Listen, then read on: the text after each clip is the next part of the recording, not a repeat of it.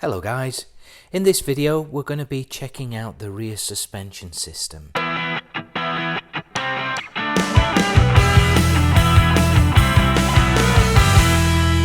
So as you can see, the rear springs look just okay. There's some scoring here on the inner shrouds there and there that I'm hoping to understand where that's come from. And so what I'll be doing is running some measurements on both the outer and the inner shrouds just to make sure that they're round and figure out why they've been rubbing on each other.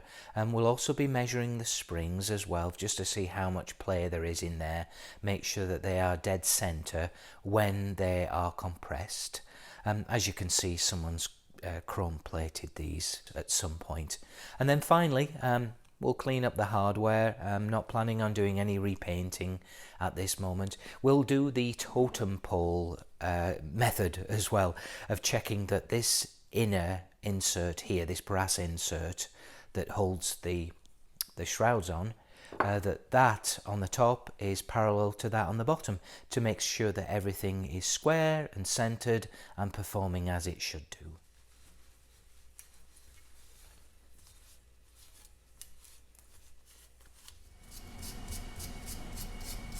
This is just a very rough initial inspection just to make sure that these shrouds are the same size, and I will measure them as well more accurately, but as you can see just on the bench, these look to be about the same size, just using this spirit level gauge.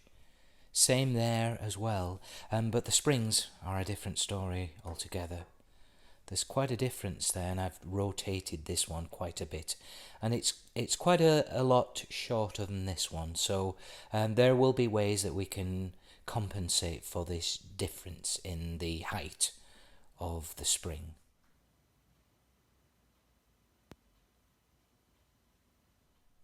These first few steps are intended to measure how wide the spring is when it's relaxed like this. And then later again, we'll measure it when it's compressed. We're going to tighten this down so that it's compressed about 2 inches. And the goal is to check that the spring can compress and expand uniformly, and it's not drifting out to one side or another. And further, it's not touching the inside of the inner or the outer shrouds.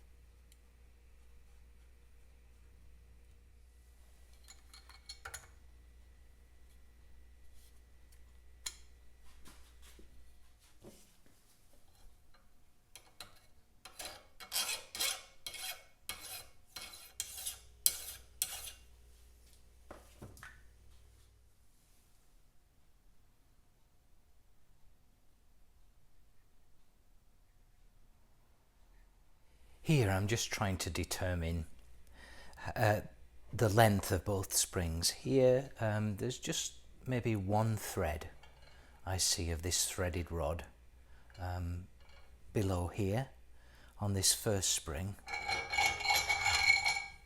And then as we take that off and put the other one on, you see quite a difference there. Maybe an 1/8 or 2/8, quarter of an inch. And here's the same short spring here with a fairly thick washer fitted. I'll figure out where I need to put that, but there's the spring again. And it's about the same length now. So in this next step, we're going to compress the spring by tightening this nut on this threaded rod by about 2 inches, just to see if the spring compresses uniformly and it doesn't kind of step out to one way or another. And the reason for this is if it does bulge out to one side, then potentially it could touch the inside of this inner shroud.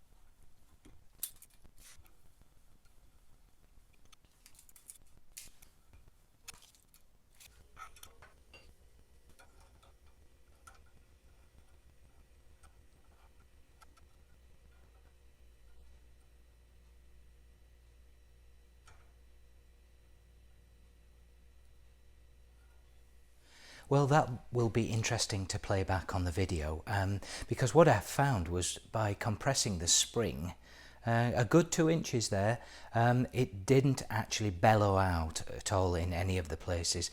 In fact, the maximum width of the spring that I measured before when it was at its at rest state is exactly the same as when it was compressed as well. So maybe if it became coil bound, it would kind of move out even further, but that was a lot of play. I mean, 2 inches of play in a spring like this. So I think on this one as well, just going around that with the square as well, it looked like it was very central. So happy with that one.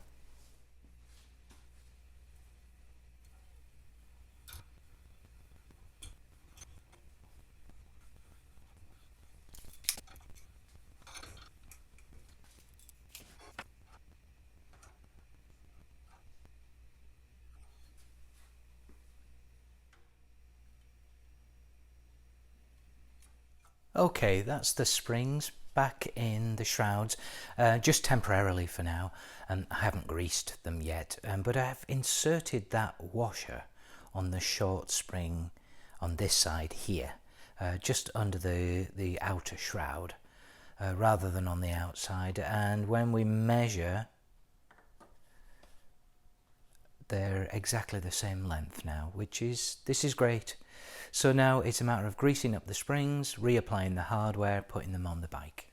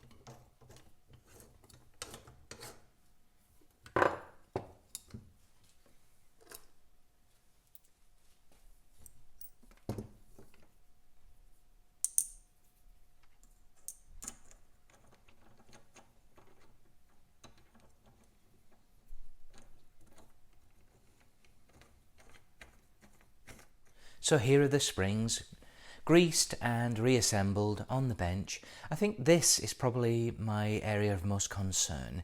It's trying to find a consistent gap here between the outer and the inner shrouds, and there's a lot going on, trying to line up the eye bolts at the top and the bottom so that they are exactly parallel, and then making sure that the nuts in the right location on the threads for the length of the shock. And then there's just so little margin for error or movement here that I think even with them on the bike as well, they're going to move around a bit. So I've done the best that I can here, and then may need to do a little bit more adjusting while they're on the bike.